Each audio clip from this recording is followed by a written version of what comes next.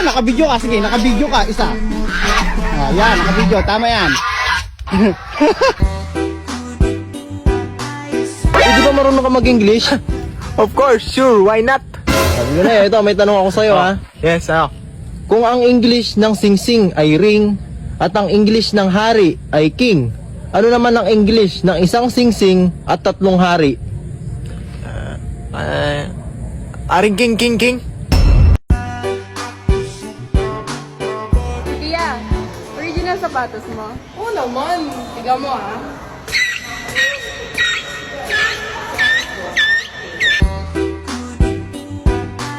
Blanqui, Blancanieves, ¿eres tú? Silbando al trabajar.